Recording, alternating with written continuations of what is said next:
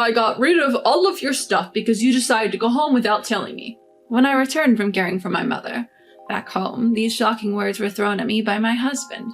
A quick look around the house confirmed that none of my personal belongings were anywhere in sight.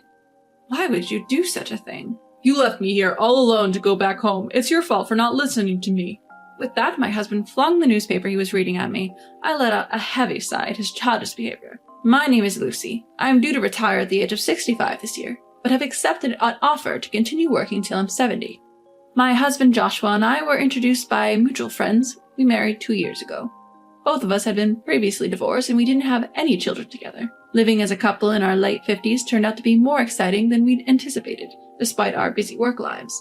However, ever since my husband retired a year ago and started staying at home, his attitude towards me has slowly changed.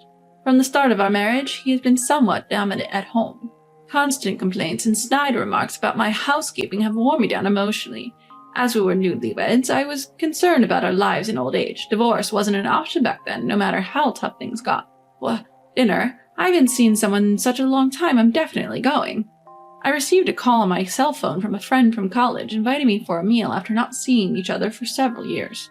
We were all so busy that we hardly had the chance to get together, so I immediately accepted the invitation. We agreed to have lunch together the following Sunday. I was looking forward to meeting my old friends and worked hard to make it that day. To make sure I arrived in time for our meeting, I left the house. While my husband, who usually sleeps until noon since his retirement, was still asleep, I left a handwritten note before heading out. Sorry to keep you waiting, you're all early. I planned to arrive 15 minutes early, but my friends were already there. We just got too excited and arrived too early. Today, 2 of my high school friends, who also attended the same college with me, were joining. We've been the best of friends. As our chatter was blooming, it was time for our reservation, so we headed to the restaurant. It was a casual and welcoming place. Since I was always busy with work, I rarely had the opportunity to visit places like this, which made me very happy. I haven't been to a place like this since my youth. You're exaggerating. Let's come here as many times as you want after you retire. But you extended for 5 more years, right? People who can work are different. We don't have to wait until I retire. We're going to have lots of fun from now on. Various dishes were served, and we savored them. We reminisced about our student days and discussed our thoughts at our current age, having a wonderful time. It's been a long time since I laughed this much. I haven't had a restful moment at work or at home for a while. As I thought about this, a hurried sound of door opening and a panicked voice from the restaurant staff caught my attention. Wait, isn't that man Lucy's husband?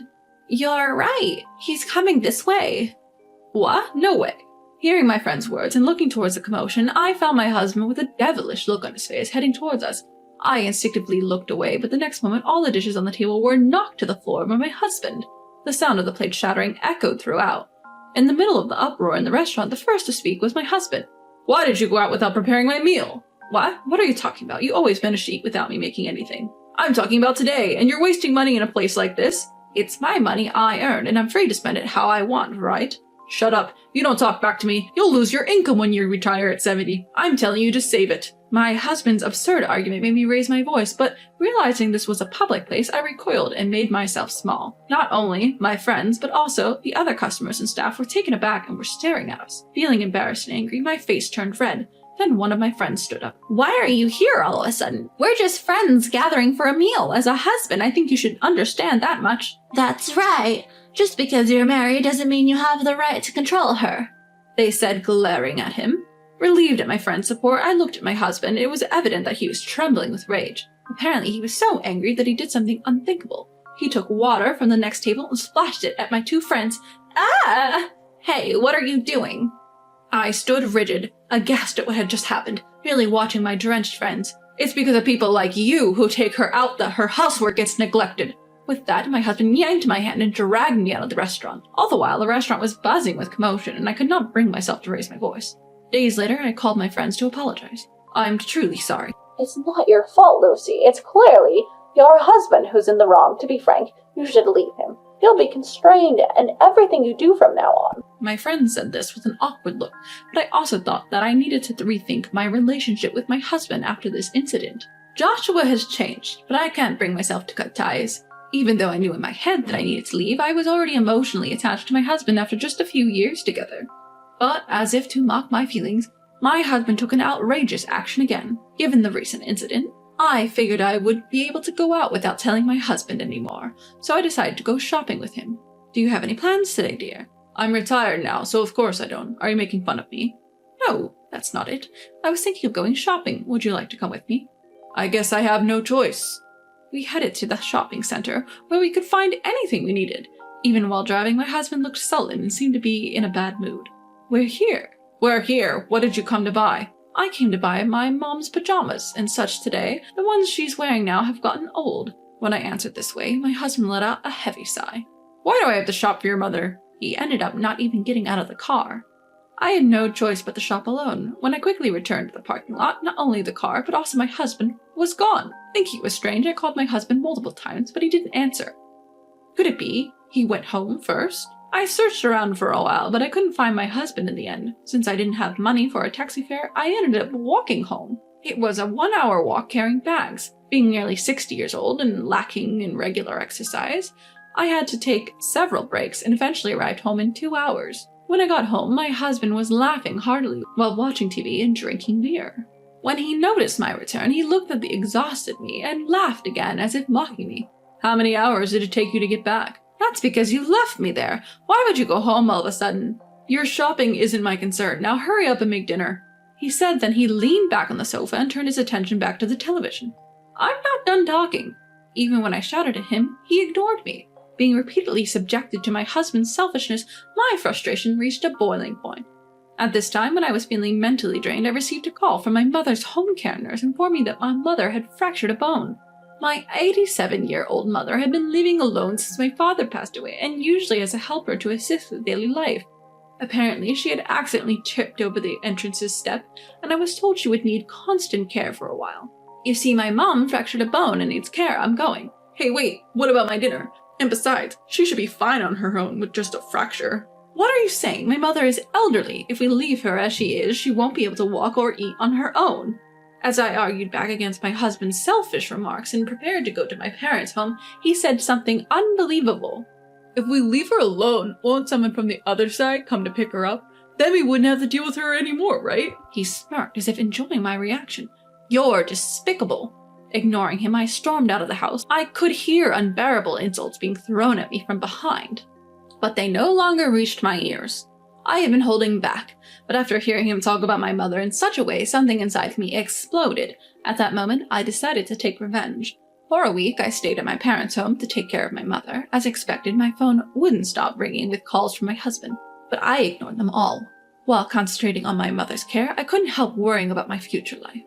I could continue working until I'm 70, so I can work for another 5 years. However, I was prepared to quit my job for my mother. Knowing that just thinking won't help, I decided to return home once to discuss the future with my husband.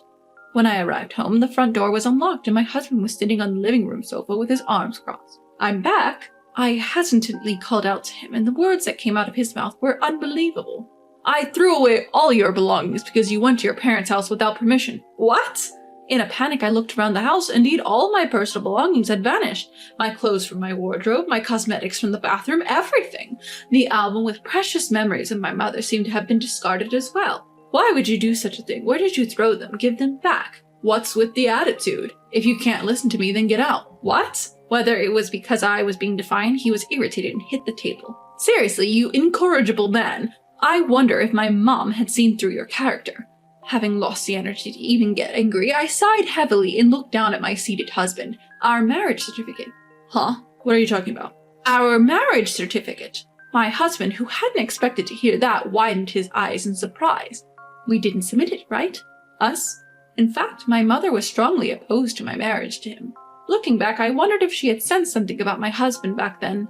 She adamantly refused to permit our marriage. There were also circumstances at work where it were more convenient for me to keep my maiden name, so we had discussed waiting until each of us retired to submit the marriage certificate. We were in common law marriage.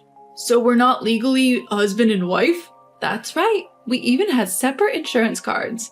And I had been left to handle all official documents. You must have completely forgotten about the existence of the marriage certificate, so you threw it away, didn't you? I coldly stated this, staring at my husband, still seated on the sofa. Since we haven't submitted the marriage certificate, we're not legally a couple. Plus, I built this house before we got married. Wait, you can't be serious. Indeed, I am serious. The one who needs to leave is you, Joshua. I can't live with someone as horrible as you. Wait, hold on. You've changed since you retired, Joshua. If it was just the nasty things you did to me, I could still forgive you, but it's unacceptable for you to badmouth my friends and mother. Wait, I was just jealous. You can still work while I can't. And you even said that you can work for another 5 years with re-employment. I was planning to work in the same department even after my retirement. But the company told me to move to an insignificant department. I couldn't swallow my pride. When I refused, they simply cut me off at the age of 65. As he said this, he hung his head and glanced sideways at me. He probably expected me to gently encourage him, as I used to do in such times, but none of that matters now. I went to the kitchen to get a garbage bag, and just as my husband had done with my belongings, I began to throw his things into it, one after another. I delivered the final blow to my husband, who was stunned by the scene. You seem to be relying on my income and savings after your retirement, but since we're not a couple, I want you to leave this house. You'll have to get by on your own from now on. Wait, I apologize for everything, so please don't kick me out. It's too late for regrets now. Goodbye. And so I managed to take my revenge when my husband became free. After that, my husband lost his place to live, and as he was wasteful with money, his savings are almost zero, so he's living a very poor life. Of course, he can't make a living on pension alone, and given his high pride, even finding re-employment seems hopeless. He's said to be eking out a living with daily part-time jobs. He's been disliked by his relatives for a long time, so there's no one to help him. This is truly reaping what you sow. On the other hand, I started living with my mother. I was worried about my mother's health, and since her home was getting old, I invited her to live in this house. I managed to balance my work and caregiving with the help of understanding from my workplace and using caregiving services. It's very busy, but I'm living fulfilling and enjoyable days every day.